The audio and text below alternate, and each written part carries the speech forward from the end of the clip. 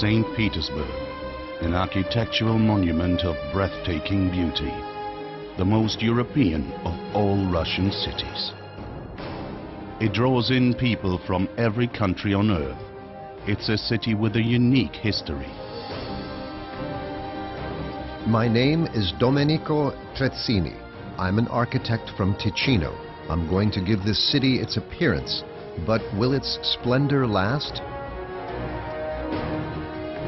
St. Petersburg was built as Russia's window to the West, as a bridge to Europe. But it's also a city full of dark sides and secrets.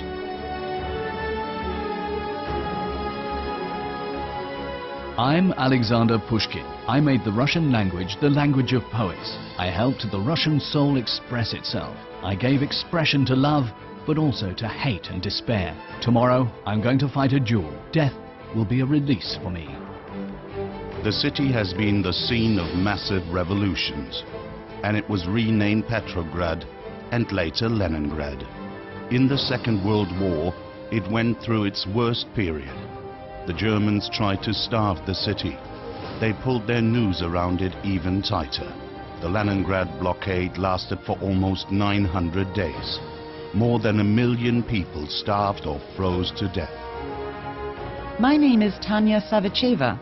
It's my dream to become a singer. My mother's worried. We've got almost nothing to eat anymore.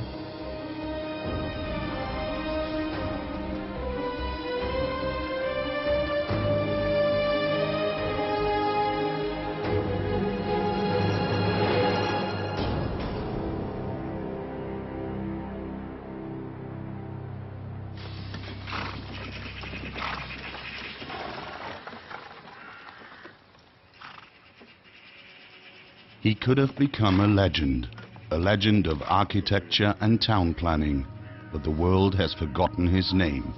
In spring 1704, the architect Domenico Trezzini arrived on the Russian Baltic coast. It was a cold, inhospitable region that was deeply foreign to him. Trezzini grew up in a small village in Ticino. He studied architecture in Italy. After that, he spent some time in Copenhagen. A year previously, he had been approached by a Russian agent. He was to work in St. Petersburg, a place that didn't exist yet.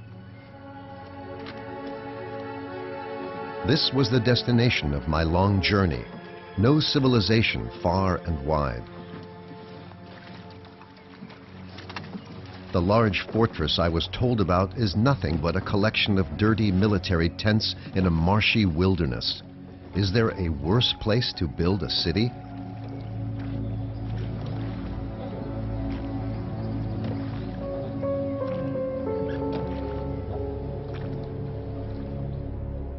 One year earlier, in 1703, Tsar Peter the Great had ordered the founding of a new city. He wanted to open up the huge Russian Empire to Europe, thereby leading it out of its backwardness.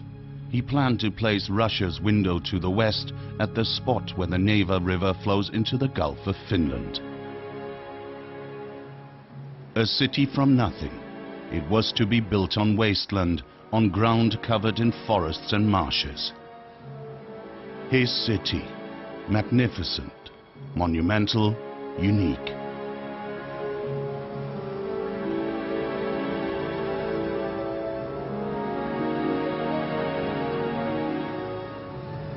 The core of the city was to be the Peter and Paul fortress on Hare Island. It was to protect the mouth of the Neva from attacks. At this point, it was just an assembly of ramparts equipped with cannon. Надо развивать. Укрепления. Здесь. Trezzini's first task was to build a proper fortress in this location. Then he had his first meeting with the Tsar. It was fortunate he'd learned a bit of Russian beforehand. Их вести сюда. У нас уже много работы. If only Tsar Peter would say something. Произошло несчастье. Пойдемте со мной. Another worker had an accident on site. Ваше Величество.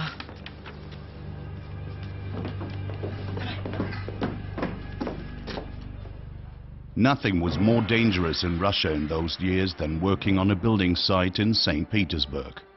Accidents, fires, floods were all regular occurrences. Several hundred people died during the construction of Peter and Paul Fortress alone. But malaria, dysentery and scurvy all claimed their tributes. St. Petersburg was built on bones, it was said later. Nobody counted the victims. Especially not Tsar Peter. What's one human life when the goal is making a lifelong dream come true, leading Russia into a new modern era?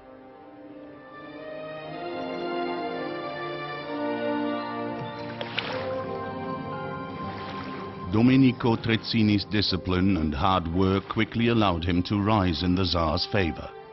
The city's most important building projects were in his hands.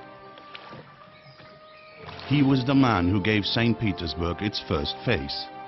Trezzini came up with his master plan. He determined the road and canal network.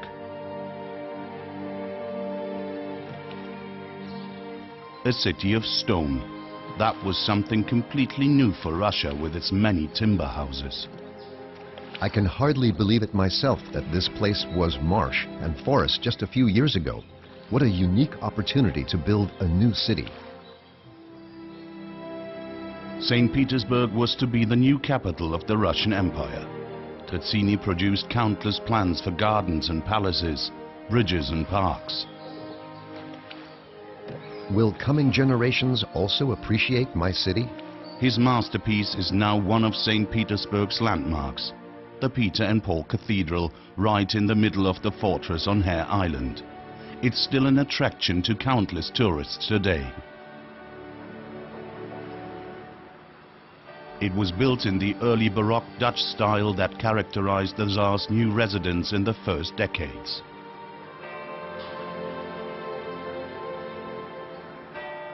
Its bell tower rises 130 meters into the sky. A carpenter and 7 of his brave colleagues risked their lives to install the gilded tip.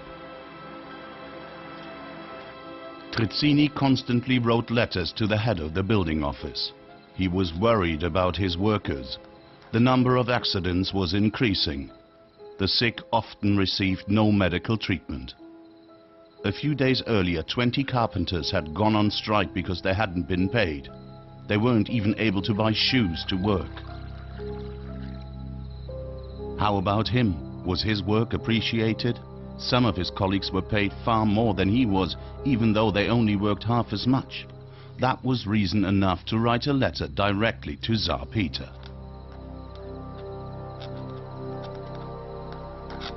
I have been serving your majesty since 1703. I get paid 1,000 rubles per year, but I'm in urgent need of a bonus because of my family and my need for food and clothing. Tsar Peter appreciated the work of his great architect. He even became the godfather of one of Trezzini's sons. But he didn't grant him any more money. Trezzini gave all his energy for the new city. He trained apprentices and wrote letters to give his workers the best conditions possible. In addition to that, he had a wife and 9 children to feed. His worries got worse year upon year until he couldn't go on. On the 19th of February 1734, Domenico Trezzini died at the age of 64. He was up to his eyes in debt.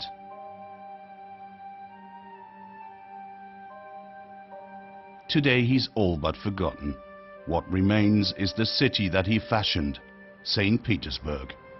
His buildings are admired to this day, especially his masterpiece, the Peter and Paul Fortress. Peter's Gate on the eastern side was a homage to Peter the Great. At the southern end of town, the Church of the Annunciation at the entrance to the Alexander Nevsky Monastery.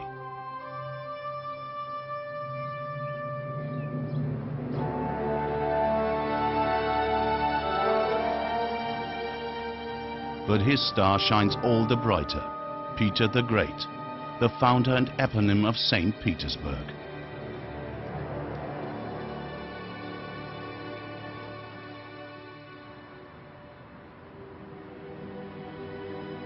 For decades the city had a secret. A veritable treasure lay hidden in the summer palace that Traditie had built for his master. A treasure the population knew nothing about, a room lined with amber. King Frederick William I of Prussia gave it to the Tsar in 1716. The soldier king, as he was known, had no appreciation for the expensive frippery that his father commissioned. Packed in 18 boxes, the room was moved from Berlin to St. Petersburg in horse-drawn carriages. The Tsar wasn't so sure what to do with this work of art either, and so the treasure lay unheeded in the summer palace for the time being.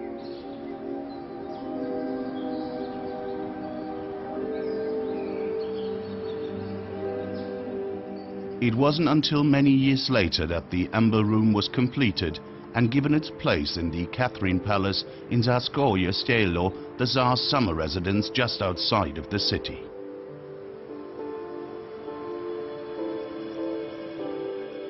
It was admired there by generations of people for almost 2 centuries. Catherine the Great was thrilled by the magnificent chamber. From St. Petersburg, Catherine, the Empress from a German princely family, paved the way for 18th century Russia to enter the modern world. She opened the country up to European education and art. The city on the Neva had been enriched by many architects from all over Europe.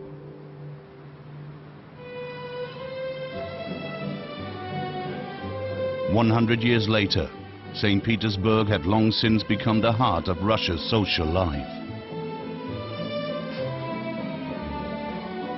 It had an atmosphere full of pomp and magnificence, but also of vanity, envy and betrayal. After the war with Napoleon, French, the language of the European aristocracy, had become the language of the enemy. But Russian was the language of peasants, not the language of the aristocracy or the literati. It wasn't until the young poet Alexander Pushkin came along that Russian became acceptable at court. Russia's high society met in St. Petersburg salons for witty conversation about art, literature and politics. Many officers fought side by side with Prussian and Austrian soldiers during the war with Napoleon. Now they were full of hope for reforms, for a constitution that would put limits on the Tsar's absolutism. But anyone voicing such ideas lived dangerously. Alexander Sergeyevich Pushkin. One of these voices was the 20-year-old Pushkin, who tried to emulate the German freedom poets. О, радуйся, народ! Be glad, my people. I'm healthy, fat and merry. Меня газетчик прославлял. The press praises me. I ate and drank and I promised. И обещал. What more could anyone want? И делом не замучен. Послушайте в прибавку. But you should also know the following, so I will tell you now. Лаврову дам Lavrov отставку. is being thrown out and Sots is being admitted to the madhouse. Желтый дом. This was too much. Lavrov was an official in the Ministry of Police and Sots was a censor. Anyone mocking the Tsar and his ministers had to pay for it. Pushkin's scandalous performance was immediately reported to the Tsar. Alexander I didn't hesitate to pass judgment. He banished Pushkin to Russia's far south, to Bessarabia. No society, no salons, no scandals. It was here in this isolated location that Pushkin started collecting Russian folk tales. Many of his most significant works were written here. It was here that he became a popular poet. I've got used to the sadness. I've made peace with my fate and I'm bearing this life with a stoic soul. Meanwhile, an uprising took place in St. Petersburg. Nicholas I had acceded to the throne. In December 1825, officers refused to swear allegiance to the new ruler out of protest against serfdom, arbitrary treatment by the police and censorship. The leaders were hanged and more than 100 people were sentenced to forced labor in Siberia. Pushkin was friends with the initiators of this uprising. He even drew some of them. The fact that he was exiled during the uprising was his salvation.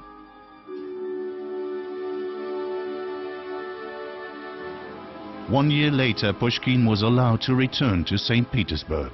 But from now on, the Tsar wanted to assess all of his works and censor them personally. He commissioned Pushkin to develop a history of Peter the Great, an imperial commission. Could there be a greater humiliation for the poet of freedom? Now it was he, the Tsar's minion, who was being made fun of. Такой красивой дамы, как вы, я не могу ни в чем отказать. There were rumors that his beautiful wife Natalia was secretly enjoying herself with the French nobleman Georges Charles d'Ont, the darling of all the ladies in St. Petersburg.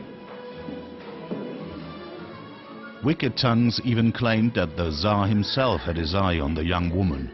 Anonymous letters in which Pushkin was exposed to ridicule had been circulating for weeks.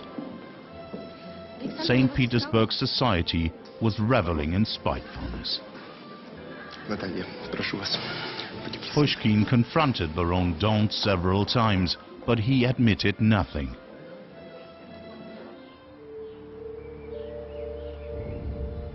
In his flat on the Moika, right in the heart of St. Petersburg, Pushkin made a fatal decision.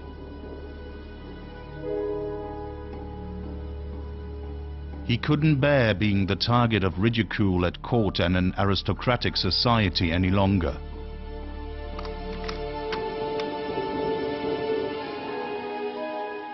The continuing humiliation got mixed up with his jealousy. Only a duel could save his honor.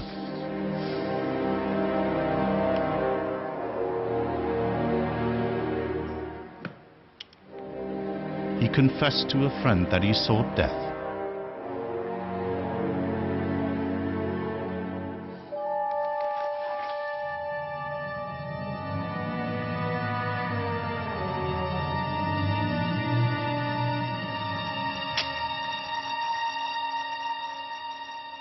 On the morning of the 27th of January 1837, Alexander Pushkin set off to the river in St. Petersburg to duel with Baron d'Ont.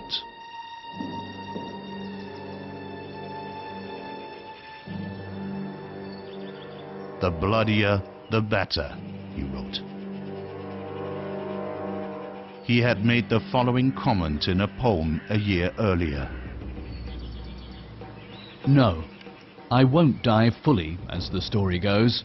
The soul will survive my ash and escape decay, and I will be vaunted for as long as there's at least one poet left on earth.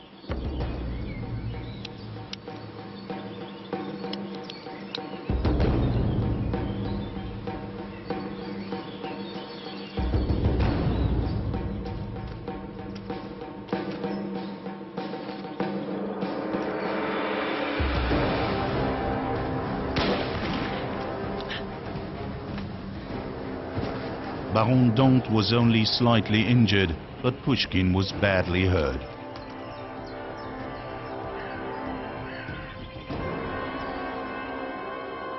Two days after the duel, Alexander Pushkin, who, as a great popular poet, gave the Russian soul a voice like no one else, died.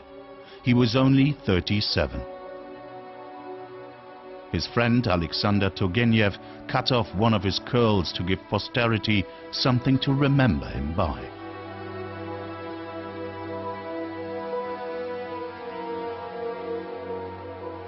When news of the poet's death spread, thousands gathered outside his home. They filed past the body for 3 days. For them, Pushkin wasn't just the Tsar's chronicler, he was first and foremost the poet of freedom. His death as a silent protest against the Tsar's autocratic rule. The dream of freedom it stayed alive in St. Petersburg.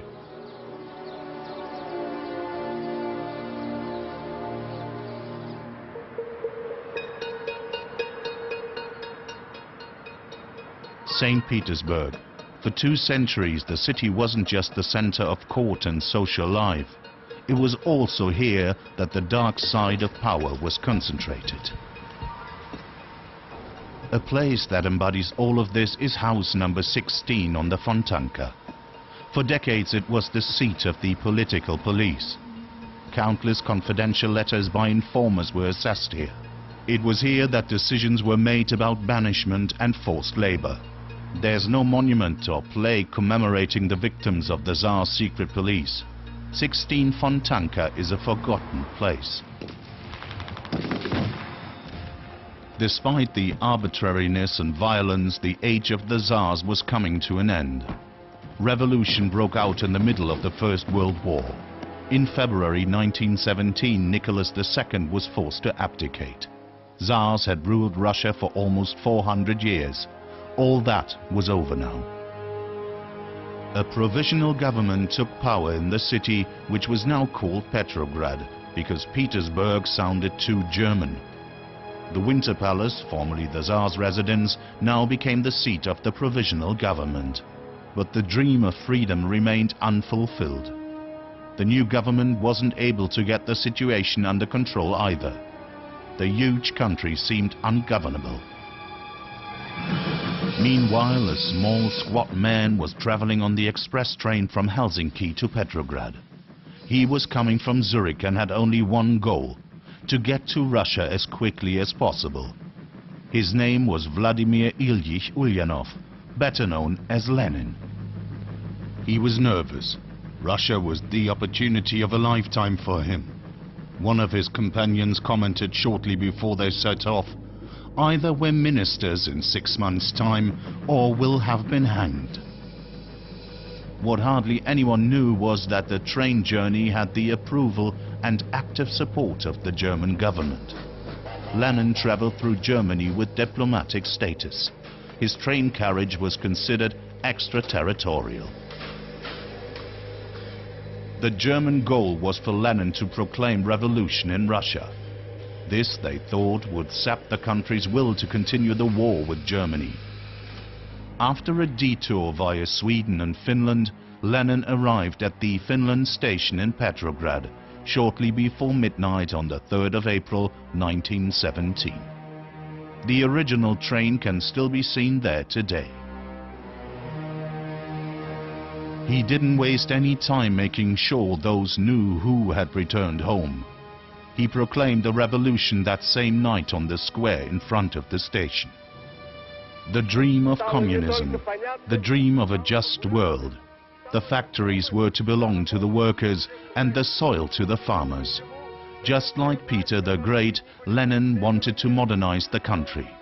But this time the wealth was to benefit everyone. However, Lenin first needed power and then peace.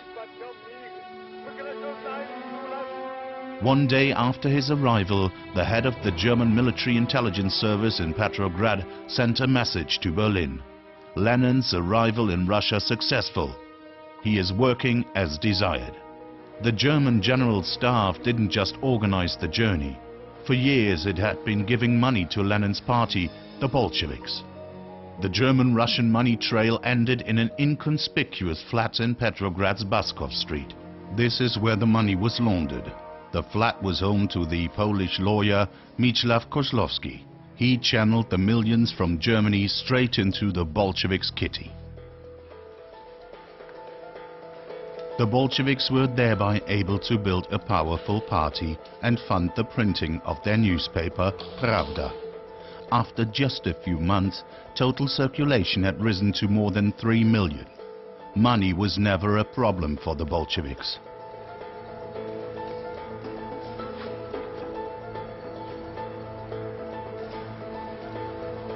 They wanted to bring the idea of a global communist revolution to every corner of Russia through newspapers and flyers.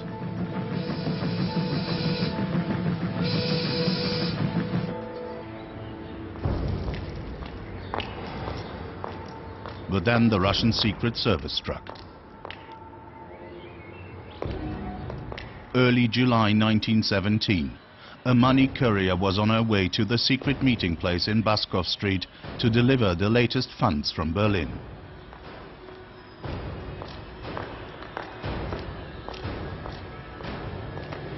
She was arrested and forced to confess.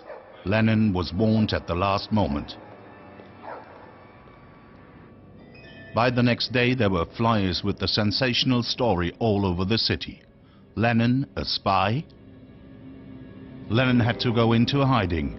He shaved off his beard and fled to Razliv, northwest of Petrograd.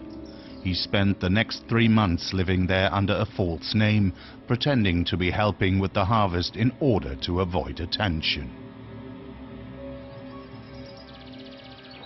At first he lived in a simple wooden house, then later in a hut made of reeds. It was here that he developed his goal for the coming months, the dictatorship of the proletariat.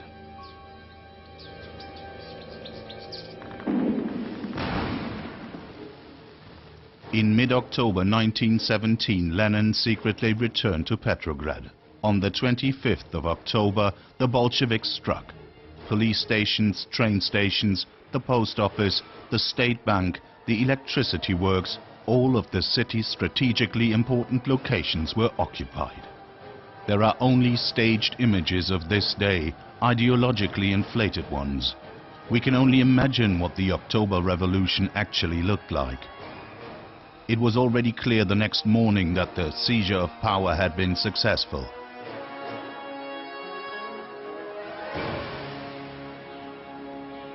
Lenin now resided in the Smolny Institute, a former educational institution for aristocratic daughters on the outskirts of Petrograd. He had proclaimed just a few weeks earlier, "We're ready at all times to hold all the power in our hands." Now the time had come. As the chairman of the Council of People's Commissars, Vladimir Ilyich Ulyanov became the new Russian leader. He still wrote his pseudonym Lenin in brackets at this time. A rapid climb from the cellar to power. My head spins. The German money kept on coming. A few days after the revolution, the German General Staff made a further 15 million marks available in order to keep Lenin in power. The plan was successful. In return, Russia relinquished large parts of the west of the country in the Treaty of Brest-Litovsk in 1918 and declared the war to be over. Germany was finally free to focus on its war with Britain and France.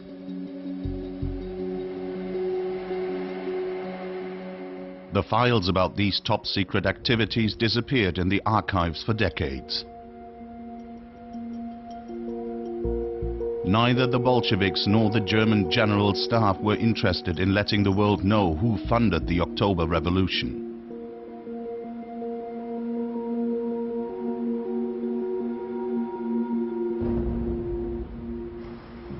Lenin moved the seat of government back to Moscow.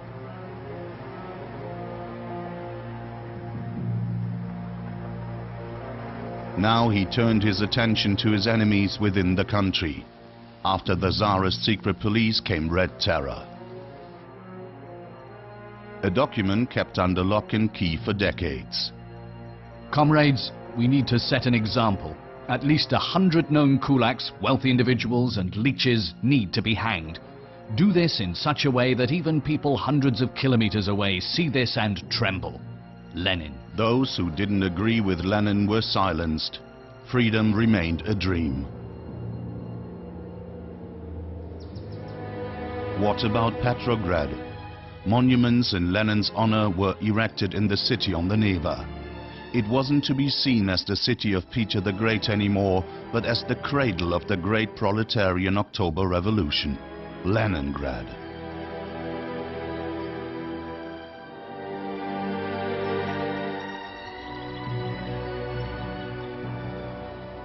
Lenin died in January 1924 after several strokes when he was just 53.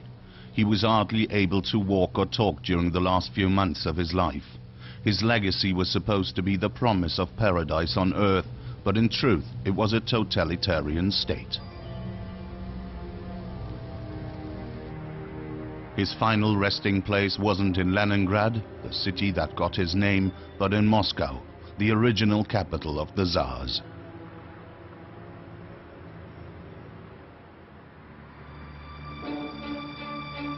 The people of Leningrad didn't let the renaming affect them. They affectionately continued to call their city Piotr, the Russian for Peter. The worst trial still lay ahead. The magnificent city became the scene of an unspeakable tragedy in World War II.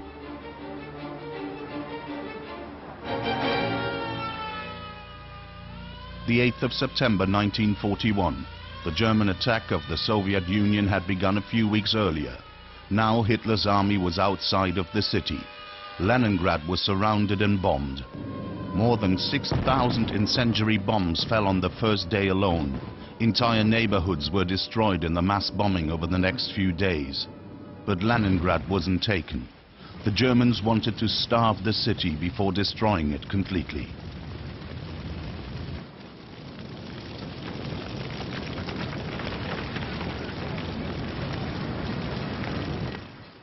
The 11-year-old Tanya Savicheva, a happy girl, was one of the people living in the besieged city. She dreamed of becoming a singer. Tanya lived with her mother, grandmother and 2 siblings on Vasilyevsky Island right in the middle of the besieged city.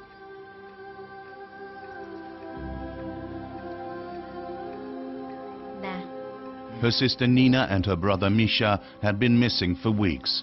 Food supplies were running low. Nobody knew how things would go on. Winter was just around the corner.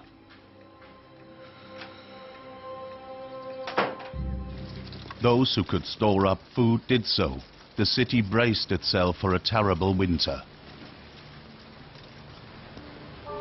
Artwork, statues and monuments were packed away and brought to bomb-proof cellars or, whenever possible, taken out of the city.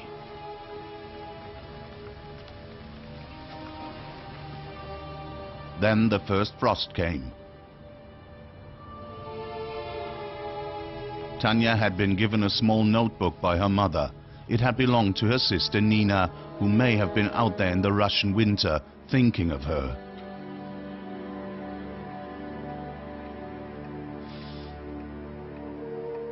It snowed heavily yesterday. We can't heat the flat properly anymore.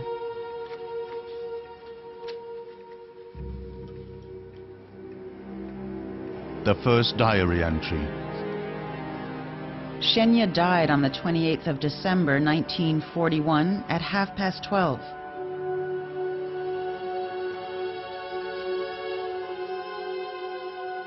Shenya was Tanya's elder sister. She was only 32.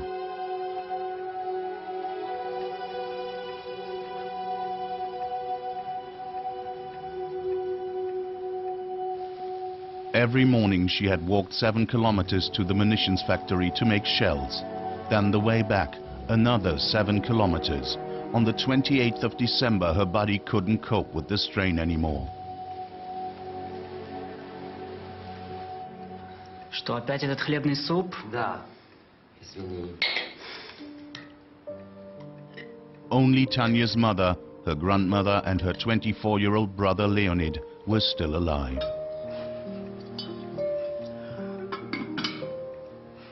The Leningrad blockade had gone on for 3 months already. Shenya's death was only the beginning. The city's inhabitants were to die of starvation. 3 million people. That's what the German regime decided.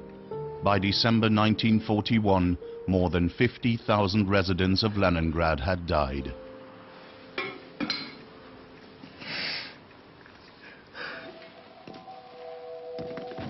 The German soldiers outside the city watched this mass dying. They had long cut off the most important supply routes into the center. The official position was that Germany had no interest in maintaining the population.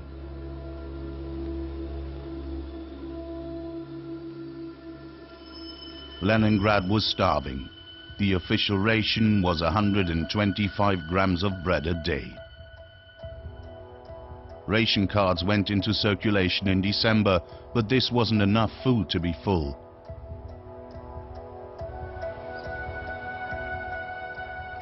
The only way for food to get into the city was across the frozen lake Ladoga in the east.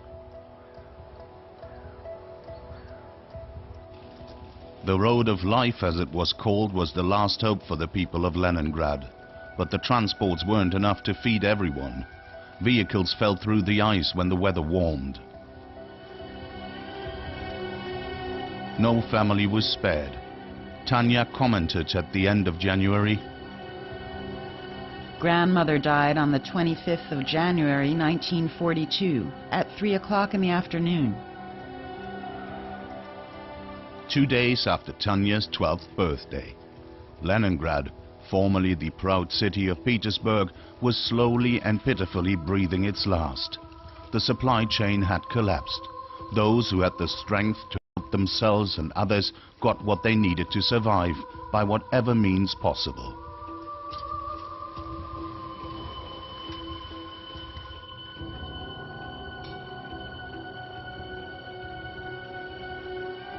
Tanya Savicheva's diary became a chronicle of the dying city.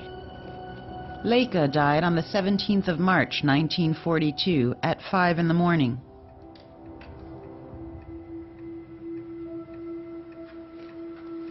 Now her brother was dead as well. A short while later, her 2 uncles died.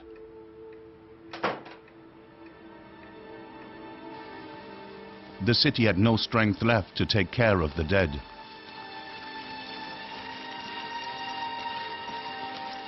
The dead bodies were taken to the cemeteries on sledges, where they were buried in mass graves.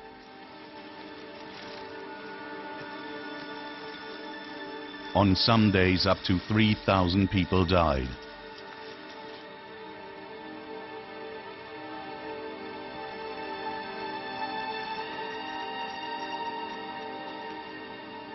Some things that happened during this winter were too terrible to make public. These files were under lock and key up until a few years ago. Pavel Bashagin, on the 6th of December, he hit his wife in the head with an axe, chopped up her body and ate it. Sentenced to death by shooting. Igor Shevchenko, on the 18th of December, he took a male corpse from the cemetery home and ate it. Sentenced to death by shooting.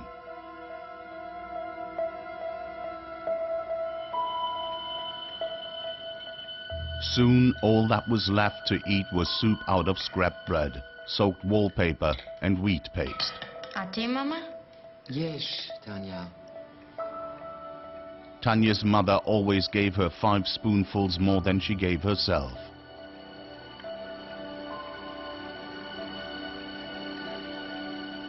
Almost 1 million people died during the first winter of the blockade. On Vasilyevsky Island, where Tanya lived, and in Leningrad's other neighborhoods. Tanya's last entry in mid-May 1942. Mummy died on the 13th of May 1942 at 7:30 in the morning. All of the Savichevs are dead. Tanya is alone.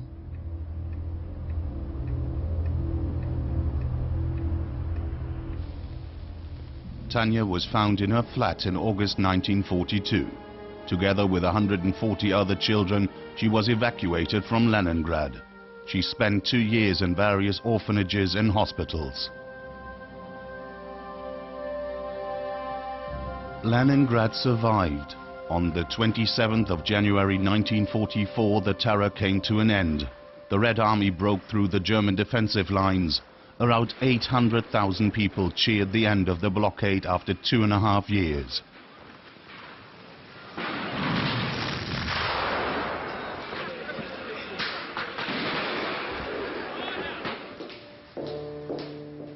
But it was too late for Tanya. A doctor noted, Tanya needs rest, special care, food, and a better climate, and especially loving motherly affection. Her heart stopped beating on the 1st of July 1944.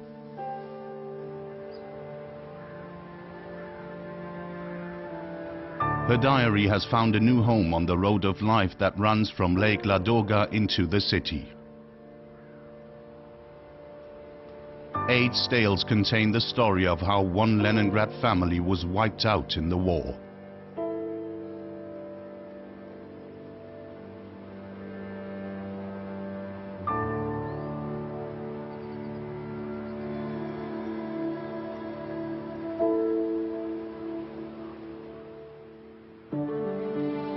After the end of the war, residential neighborhoods were built around Leningrad's old center. The population grew to 1 million, a bustling city.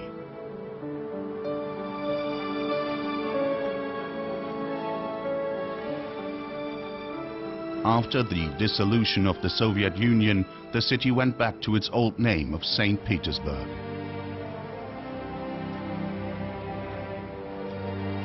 It has been remembering its roots as the Tsar's residence and is attracting more and more tourists.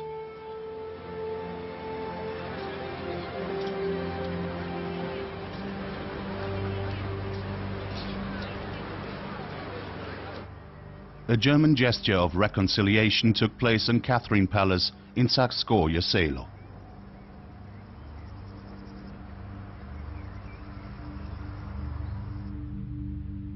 German troops had completely destroyed the palace in the Second World War. The Amber Room, which had been admired here for almost 200 years, was lost.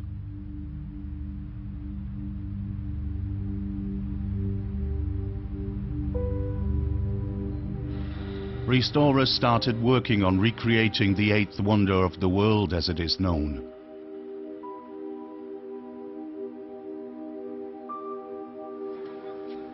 A German company donated several $1 million towards the reconstruction of the precious chamber.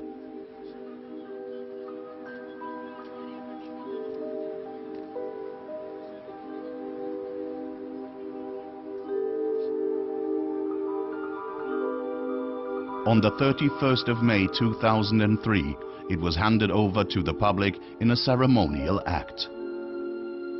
The Amber Room. Since Peter the Great, it has been considered a symbol of German-Russian friendship. The fact that it was possible to go back to that after the Second World War is an important signal for both peoples.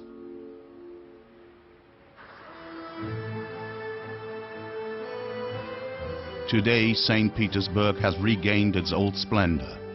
The city changed names 3 times, but at its heart, it always stayed true to itself. Germans, Russians, and people from all over the world now meet on the banks of the Neva. More than 300 years after the Tsar had his city built in a marshy wilderness.